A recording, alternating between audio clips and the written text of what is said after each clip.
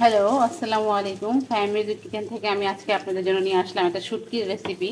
Half cup পরিমাণ তেল দিয়ে দিলাম। এখানে আমি ফেইসা শুটকি দিয়ে বেগুন রান্না করব। এখানে আমি দুইটা শুটকি ভালো মতো পরিষ্কার করে নিয়েছিলাম। সেই শুটকি দুইটা আমি তেলের মধ্যে ছেড়ে দিলাম।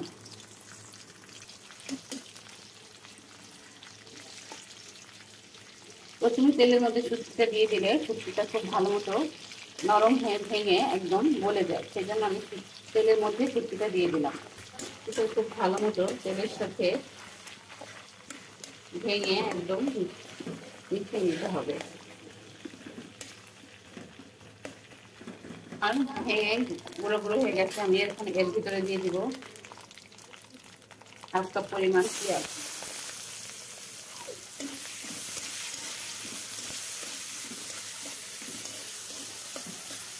পেঁয়াজটা আমার ভাজা হয়ে গেছে। আমি এখানে দিয়ে দিব 1 চামচের মতো আদা রসুন বাটা।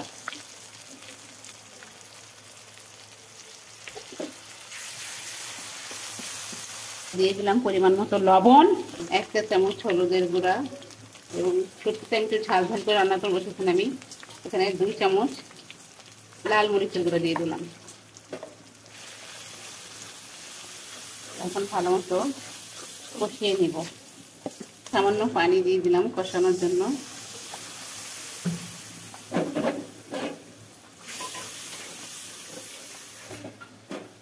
এখানে আমি বেগুন আর আলু কেটে রেখেছি এভাবে করে। এই বেগুন এবং আলুটা এখন এই শুটকির ভিতরে দিয়ে দিই।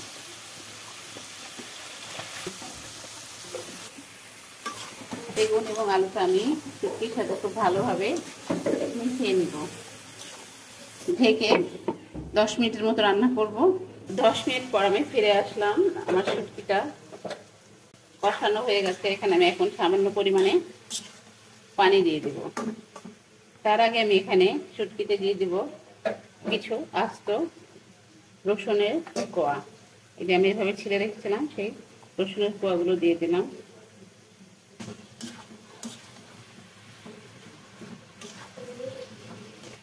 হাফ কাপের মতো পানি দিয়ে দেব।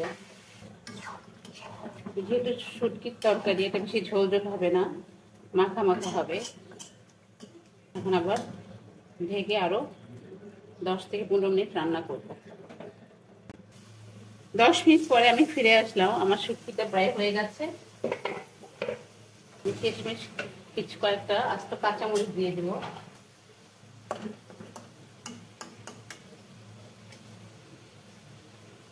হয়ে গেছে আমার ফাইসা শুটকি দিয়ে বেগুন আলুর তরকারি। এভাবে রান্না করলে মাছ মাংস সবকিছুই 2-3 প্লেট ভাত অনায়াসেই খাওয়া যাবে। এটা আমি এখন চুলা থেকে নামিয়ে সার্ভ করে নেব। হয়ে গেল আমার ফাইসা শুটকি দিয়ে বেগুন আলু ভুনা। আশা করি আপনাদের আমার রান্নাটা ভালো লাগবে। যদি না ভালো লাগে তাহলে অবশ্যই আপনারা বাসায় ভাবে ট্রাই করবেন। এতক্ষণ আমার সাথে থাকার জন্য আপনাদেরকে অনেক ধন্যবাদ। আসসালামু আলাইকুম।